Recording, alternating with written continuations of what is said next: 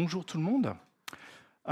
Bienvenue donc à ce quickie sur le thème de concevoir un SaaS multi-tenant. Donc concevoir, hein. On ne parle pas encore de le faire. Donc qui je suis? Je m'appelle Loïc Mathieu. Je suis Lead Software Engineer chez Kestra Technologies. Vous pouvez me contacter sur Twitter, Blue Sky, Mastodon, par mail. Si vous êtes un peu curieux de ce que je fais, vous pouvez aller regarder sur mon GitHub et sur mon blog où je parle de temps en temps de trucs. Souvent c'est Java, souvent c'est Quarkus, parfois c'est d'autres choses. Je suis GCP, je suis Google Developer Expert sur les technologies GCP et on ne le voit pas là parce que la résolution elle est basse. Je suis contributeur très fréquent sur le framework Quarkus et auteur d'un livre sur Quarkus. Merci. Donc tout d'abord rapidement, qu'est-ce que c'est que Kestra? Donc Kestra, c'est le produit sur lequel je travaille. C'est un orchestrateur de données. En fait, c'est une plateforme d'orchestration et de scheduling de données qui peut faire aussi de l'automatisation, orchestration de services. On peut faire pas mal de choses. C'est open source et il a été pensé pour être hautement scalable. Et aujourd'hui, on est capable de créer, faire tourner et scheduler des millions de pipelines complexes avec Kestra. On décrit des workflows en YAML. Voilà. Si vous êtes intéressé, vous pouvez aller jeter un coup d'œil sur notre site. Donc, rentrons dans le vif du sujet. Qu'est-ce que c'est le multi-tenant? Donc, petite description, je crois, inspirée de celle de Wikipédia. Donc, c'est un principe d'architecture logicielle qui permet à un logiciel de servir plusieurs organisations clientes. Donc, souvent, on fait du multi-tenant pour gérer plusieurs clients au sein d'un logiciel. Tenons en anglais, locataire en français, je l'ai découvert en faisant la recherche. Donc, un peu laisser l'analogie, on a un immeuble et c'est plusieurs locataires d'un immeuble. Bon, en fait, ça c'est un pote qui me l'a dit il y a 1 heure. Donc merci Julien. Et à partir d'une seule installation. Moi, j'aime bien l'idée de dire qu'on va simuler plusieurs instances logiques dans une instance physique unique. Donc là, on revient d'un point de vue un peu plus en dessous. C'est vraiment, on a une instance d'un logiciel, d'un produit, et on va simuler plusieurs instances logiques sur cette instance physique. Le but, il est très simple. Maîtriser les coûts. Si on a 1000 clients, on ne va pas aller démarrer 1000 fois le logiciel, on va le démarrer une fois et on va avoir un tenant par client. Voilà, on va maîtriser les coûts d'hébergement et d'opération. Quand on veut faire du multi-tenant, il y a 3 modèles qui sont assez classiques. Et en fait, il y en a 4. Le 4e, c'est le premier. Pardon. Voilà. En fait, on peut implémenter le multi-tenant de plusieurs manières. Une des manières de faire, grosso modo, c'est on n'implémente pas réellement le multi-tenant, on va avoir une instance par tenant. Alors, qu'est-ce qui se passe si pour notre produit, on va avoir une instance par tenant? Ça veut dire que l'instance de l'application, elle est démarrée pour chaque tenant, c'est pas exactement ce qu'on veut faire, et qu'on va gérer le multi-tenant en dehors de l'application. Parce que si on a 1000 clients, il va quand même falloir un système pour automatiquement les rediriger tel client vers tel tenant. Donc, en fait, on va déplacer la complexité en dehors de l'application. Donc c'est très très simple pour les gens qui développent l'application, seulement il y a un fort coût d'opération parce que ça va devoir avoir des opérationnels qui vont mettre en place ce qui est nécessaire pour aller démarrer une application par tenant, pour aller router vers le bon tenant. Donc ça, c'est pas du vrai multi-tenant, mais si on n'avait pas de multi-tenant au sein de l'application, c'est comme ça qu'on ferait. Donc, un modèle classique pour l'implémentation du multi-tenant, c'est une base par tenant. La plupart des applications, elles ont derrière une base, un espace de stockage de la donnée. On va avoir un espace de stockage de données par tenant. Donc une base de données est démarrée pour chaque tenant. La seule logique à implémenter au niveau de notre application, c'est en fonction du client. On dit à chaque fois client, mais ça peut être autre chose. Vous pouvez décider d'avoir un tenant par business unit ou des choses comme ça. Donc en fonction du tenant, on va sélectionner la base de données. C'est très simple. Dans son architecture et ça va avoir un coût d'implémentation assez faible. Le problème, c'est que le coût d'opération peut être assez élevé parce que on va avoir autant de bases démarrées que de tenants. Voilà. Un autre modèle, c'est de dire on va avoir un schéma de base de données par tenant. Donc là, La logique à implémenter, c'est la sélection du schéma. On se connecte toujours qu'à une seule base de données, donc ça reste quelque chose assez simple dans son architecture. Ça reste quelque chose assez facile à implémenter, donc le coût d'implémentation il est assez réduit. Et le coût d'opération aussi il va être réduit, parce qu'on va pouvoir utiliser une même base de données pour tous nos tenants. Le problème, c'est que d'abord, il faut une base qui supporte les schémas.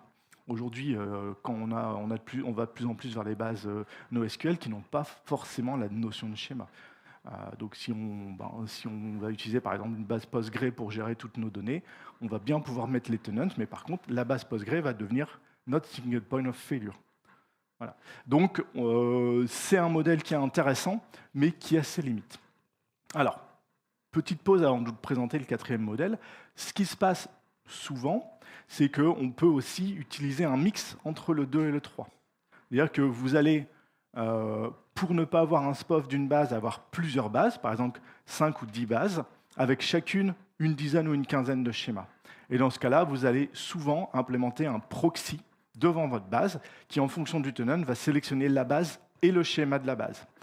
Donc c'est un coût d'opération un peu plus élevé, mais c'est ce que font certains gros players dans le SaaS qui vont utiliser tout simplement du Postgre, mais en mettant un proxy, donc un proxy niveau Postgre, donc un proxy niveau protocole Postgre, pour aller sélectionner une base et pouvoir aller faire du routage d'une demande vers la bonne base et le bon schéma. Voilà. Ça, c'est intéressant, mais on voit que niveau opération, c'est un petit peu plus complexe. Il faut avoir ce fameux proxy, l'implémenter au niveau protocole. Postgre, ce n'est pas forcément très facile. Le dernier modèle de multi-tenant, c'est un tenant au sein des tables, des messages, ça dépend si votre application elle travaille toujours sur des tables, sur des messages, sur des fichiers. Enfin, voilà. C'est au sein de vos objets même où vous allez mettre le tenant. Concrètement, ça veut dire quoi? Ça veut dire qu'on va aller ajouter une information tenant ID à chaque ligne de chaque table, dans chaque objet de votre modèle de données. Partout, vous allez avoir un tenant ID. L'intérêt, c'est que ça a une grande flexibilité. Comme le tenant ID, il est partout, vous pouvez implémenter le tenant comme vous le voulez, le multi-tenant comme vous le voulez. Le coût d'opération, il est très très faible, parce qu'en fait, les ops ne voient pas la notion de multi-tenant pour eux. Voilà. Donc c'est vraiment une logique d'implémentation, et donc le coût d'opération est assez faible. Par contre, ça a une grande complexité, donc ça complexifie fortement le code, et il y a un coût d'implémentation qui peut être très élevé. Alors, qu'est-ce que nous, on a choisi? Pour ça, il faut comprendre quelle est l'architecture de Kestra. Donc Kestra, c'est un orchestrateur de données, donc il va orchestrer des workflows. Pour orchestrer un workflow, on doit avoir géré la notion de déclenchement, de trigger. On a un composant qui s'appelle le scheduler qui va gérer tous les triggers. Donc ça peut être des événements sur une base de données, des événements sur du messaging, ça peut être du schedule à date via des cron tabs ou plein de choses différentes. On a un orchestrateur qui s'occupe de toute la partie d'orchestration et le worker qui va vraiment exécuter les tâches. Donc le choix de Kestra a été de séparer en microservices ces différents composants pour pouvoir tous les scaler indépendamment. Donc c'est très bien. Par contre, on voit que de ce fait, il y a une certaine complexité. Donc après, tout ça discute via des queues, via message asynchrone dans des queues. Ça stocke de la donnée dans l'internal storage. Et après, on a un web server qui contient notre couche API, notre API. Sur Kestra, tout peut être fait via l'API et une interface graphique qui est super bien et sur lequel je ne code jamais. Voilà. Et donc après, nos objets sont stockés dans une base de données. Il faut bien qu'ils soient stockés quelque part, donc on stocke les définitions de flux, les exécutions et tout ça. Okay, donc ça, c'est le modèle d'architecture de Kestra. Et quand on déploie Kestra, on a le choix. C'est-à-dire qu'on s'est dit, on ne va pas demander à tout le monde d'aller déployer 5 composants. On veut aussi tout déployer dans ce qu'on appelle le standalone runner. Donc vous allez avoir un seul process qui va démarrer tous ces composants. Donc c'est très léger, vous n'avez qu'un seul process. Ça, c'est si vous avez un petit besoin d'orchestration, ça marche très bien. Et on a deux runners, un runner base de données, avec, on vous propose PostgreSQL MySQL, et donc là, vous avez tout le stockage qui est dans la base, et aussi on a une implémentation de queuing dans notre base pour faire tout ce qui est échange de messages asynchrones entre les composants. Donc ça c'est bien. Et après, si vous êtes un peu plus gros, vous pouvez déployer indépendamment les différents composants. Ça, je vous ai déjà parlé. C'est juste qu'au lieu d'avoir un process monolithique, vous avez 5 process, enfin 4. C'est juste un détail d'implémentation, il y a l'indexeur qui n'est pas toujours là. Et puis après, on a les gros déploiements de Kestra. Donc ça, c'est pour les grandes entreprises, les gens qui veulent avoir du gros, pouvoir bien scaler, hautement dispo, jamais s'arrêter. Une base Postgres, ça leur va pas. Donc on va leur mettre un Kafka pour les échanges de messages, un Elasticsearch pour stocker la donnée. Et là, on peut vraiment tenir des charges très très importantes. Donc ça, c'est top. Mais de fait, nous, on fait comment ? On n'a pas toujours une base de données. Donc le choix, il est assez logique, c'est que on va... voilà, le choix, je ne vais pas vous le donner. Donc notre but pour notre SaaS, parce que nous, on se dit, on veut créer un SaaS pour mettre à disposition Kestra dans le cloud pour nos clients, parce que il y en a certains qui trouvent que c'est trop compliqué de tout installer, puis qui ne veulent pas gérer. Il y a plein de gens qui n'ont pas envie de gérer. Donc on va mettre en place un SaaS, et là, on est en plein dedans. Donc l'idée, c'est on va prendre un gros cluster hot dispo avec notre runner Kafka Elasticsearch parce qu'on sait qu'il scale bien et qu'il peut tenir des grosses charges, beaucoup d'exécution. Donc ça, c'est top. Certainement, créer un par cloud, un par région, enfin, on verra un peu en fonction des besoins. Ce qu'il nous faut, c'est que chaque tenant puisse avoir ses propres ressources. Donc dans Kestra, vous créez un flow, c'est un workflow que vous créez en YAML. Un flow, il est dans un namespace. Et donc on veut que chaque client puisse créer le namespace product avec son flow, je sais pas moi, create product, enfin n'importe quoi, ou monitor product, enfin voilà, des choses comme ça à l'intérieur. Et qu'il ait ses propres exécutions, bien sûr. Et on veut avoir une isolation stricte de la donnée, c'est quasiment obligatoire pour du tenant, que quelqu'un du tenant 1 ne puisse jamais accéder à la donnée du tenant 2. Par contre, on voudrait que nos utilisateurs soient globaux à tous les tenants. Le but, c'est que si vous êtes un utilisateur, tu as accès au tenant, je sais pas moi, de la BU product et tu as le tenant de la BU price. Si tu bosses avec les deux BU, tu dois avoir accès avec ton même utilisateur aux deux BU. Voilà. Donc ça, c'est ce qu'on voulait faire. Et donc, on a réfléchi un petit peu et on s'est dit on a cette notion de namespace. Donc un namespace, un flow, il est dans un namespace. Les namespaces sont hiérarchiques. Vous pouvez dire voilà, j'ai un namespace product.dev, product.production, ou bien on peut avoir un namespace analytics.product, analytics.price, et de ce fait, si vous êtes sur analytics.price, vous pouvez avoir de la configuration qui est mise sur les namespaces au-dessus. Donc on a une notion de hiérarchie avec configuration et rôles qui peuvent être gérés comme ça. Donc, nous, dans les modèles qu'on s'est dit, de toute façon, nous, on va devoir avoir le tenant dans la donnée. Donc, on va évaluer l'ajout d'une propriété tenant ID, mais on pourrait aussi utiliser le namespace. On pourrait dire un namespace, c'est un tenant. On pourrait dire qu'un base namespace, donc je suis la BU product, mon namespace, tous mes namespaces commencent par product. Ça peut être product.analytics.toto. Et donc le base namespace product, ça pourrait être notre tenant. En fait, quand on réfléchit un petit peu sur un SaaS, le truc, c'est qu'on ne connaît pas nos clients. Donc s'il y a deux clients qui veulent créer qui veulent utiliser un namespace product, ils ne pourront pas, parce que ce sera leur tenant. Voilà. Donc et en plus, on a une toute petite complexité, c'est que quand on crée un flow en YAML, on fait ID, le nom du flow, namespace, le nom du namespace. Et donc les devs, ils vont créer leur flow, et puis après, il faudra réconcilier avec le nom du tenant. Et puis s'ils ont un tenant par environnement, ça veut dire que leur flow, ils le créent en dev, il a le nom du tenant dev à l'intérieur du flow, et quand on le met en prod, il faut modifier le flow avant de le mettre en prod. C'est plutôt une mauvaise pratique. Donc on est arrivé à dire que on va faire ce qui est plus compliqué, on va devoir gérer un tenant via une propriété tenant ID. Voilà. Donc ça veut dire que dans tous nos objets, on va aller ajouter le tenant ID. Donc tous les objets du modèle. On va, dans chaque requête base de données, filtrer sur tenant ID. Chaque requête, si on manque une, c'est une faille de sécurité. On va résoudre le tenant dans la couche API. Je reviendrai sur la notion résoudre plus tard, mais donc on a cette fameuse couche API toutes les interactions d'un utilisateur de Kestra passent via l'API. Donc l'API, elle va résoudre le tenant ID et systématiquement passer à toutes les autres couches, donc dans tous les messages envoyés dans les queues, dans tous les messages stockés sur la base de données, le tenant ID. Sur le papier, ça semble simple, hein. On y va, on a quoi? On a une quinzaine de modèles, on a une trentaine de repos. Bon, voilà quoi. Bon, donc c'était plus ou moins simple, hein. J'ai travaillé dessus cet été. Mon CTO a toujours pas mergé l'APR. Elle est ouverte depuis deux mois seulement, donc il a encore le temps. 141 fichiers échangés, donc ça c'est sur notre implémentation open source, qui ne gérera pas le multi-tenant, puisque ce sera une fonctionnalité enterprise. Donc le tenant ID, même sur le code open source, j'ai modifié 140 fichiers. Et sur notre code enterprise, 160 fichiers. Et là, c'est l'étape 1 des tenants. On ne peut toujours pas créer de tenant. J'ai juste ajouté la propriété tenant ID, j'ai ajouté les filtres, j'ai fait en sorte que le tenant ID se retrouve partout, et j'ai déjà modifié 300 fichiers. Alors, très peu de lignes, hein. J'ai modifié 3000 lignes. Mais ouais, donc, en fait, le truc, c'est qu'un plan se déroule toujours avec des accros.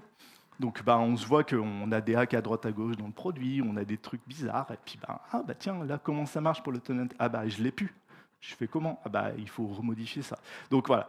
Un conseil, si vous voulez faire du multi-tenant, faites-le le plus tôt possible. Notre produit, ça fait 2 ans et demi, 3 ans qu'il est en train d'être développé. Là, c'est compliqué. Donc, plus tôt vous implémentez le multi-tenant, mieux ça va. Ok, un petit zoom sur la résolution du tenant. Donc, la résolution du tenant se fie sur l'API uniquement. L'interface graphique accède à l'API. Quand vous voulez automatiser, vous accédez à l'API. Et même certains composants discutent entre eux via l'API. Il est ensuite passé systématiquement aux autres couches applicatives. Et ce qu'on a voulu, c'est plusieurs stratégies pour résoudre ce tenant. Stratégie la plus simple, fixed. Vous avez le tenant ID qui est configuré dans votre fichier de configuration de votre application. Là, vous allez me dire, Loïc, c'est pas du multi-tenant. Ouais, mais c'est pratique pour tester. Donc ça, c'est une implémentation pour tester. Sauf que, on est en microservice. Un de nos microservices, c'est le web server. Vous pouvez démarrer un web server par tenant. Donc ça fait quand même du multi-tenant très simple. Bon, passons sur des vraies stratégies de résolution de multi-tenant. On en trouve souvent 3. Le sous-domaine, si mon cluster c'est klestra.cloud, chaque tenant va avoir un sous-domaine tenantid.klestra.cloud, et quand vous allez faire une requête à mon API, il va résoudre le tenant ID depuis le sous-domaine. C'est ce qu'utilisent beaucoup de grandes solutions sur le cloud. Ça permet d'avoir au niveau des couches réseau, d'avoir des choses assez sympas, profiter de la résolution DNS pour pouvoir bouger des choses ou faire du load balancing. Donc c'est pas mal.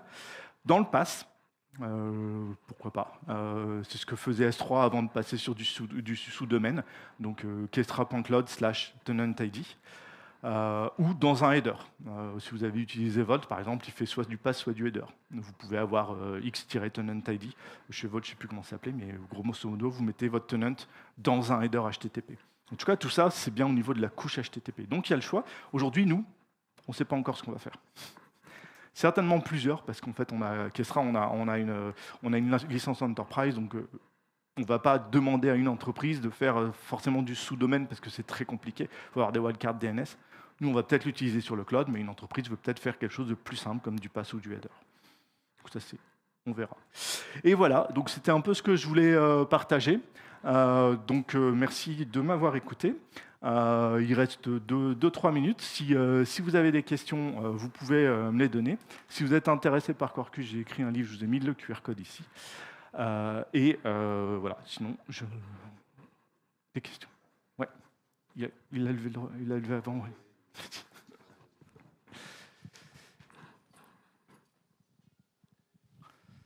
Hello, je m'appelle Joanne, merci pour le talk, c'était cool.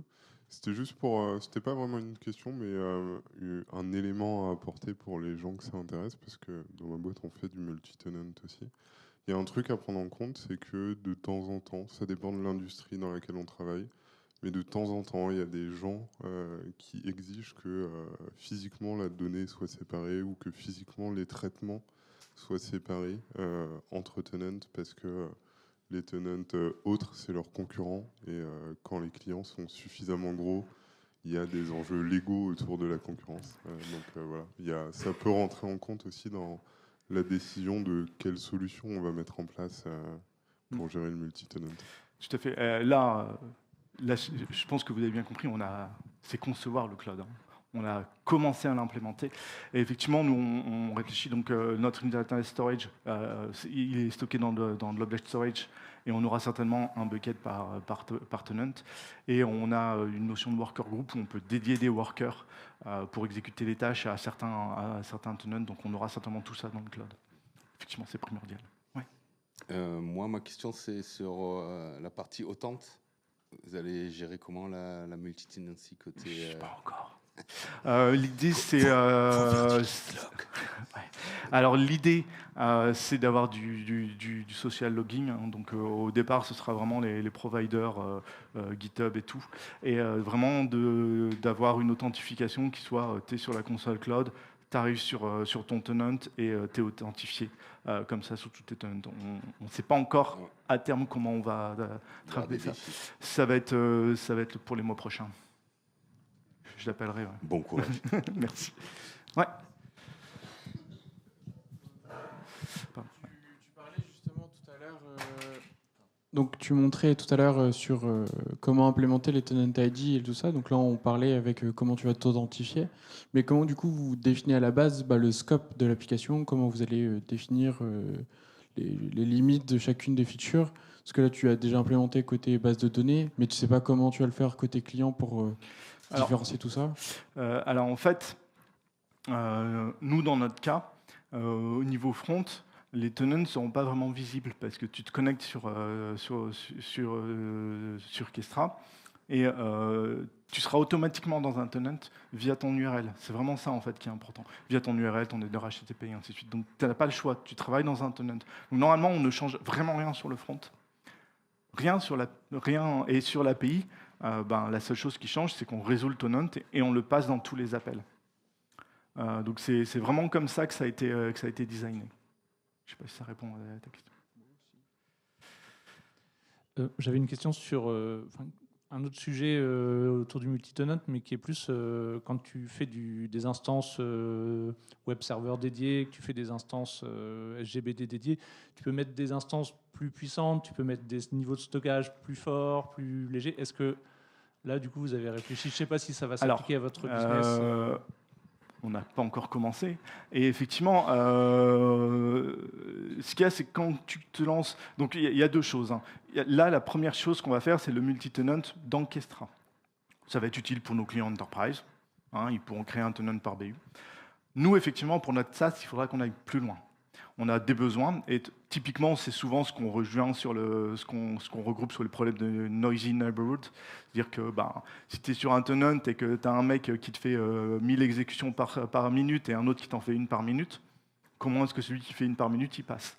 Quand on a un qui est très très gros et qui commence à squatter 90% des ressources d'un cluster, comment est-ce que tu fais? Donc ça, c'est des vraies problématiques. Donc je pense que nous, ce qu'on fera au début, c'est qu'on va monitorer. Et ce qui se passe, c'est que on a une fonctionnalité qui s'appelle Worker Group. Et donc on peut dire, alors c'est pas encore implémenté au niveau du tenant, mais on l'implémentera au niveau du tenant. Et donc tu pourras dire, tel tenant, c'est sur tel Worker Group.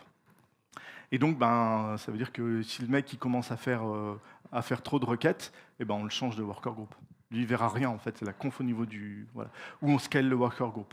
Où on décale ceux qui sont trop petits dans son worker group. Donc, ça va plutôt être du monitoring de ce qui se passe et on va utiliser notre capacité de worker group.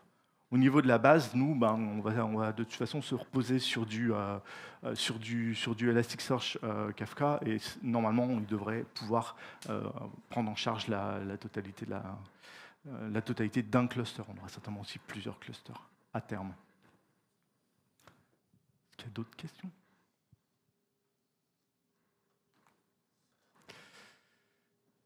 S'il n'y a plus de questions, je vous remercie.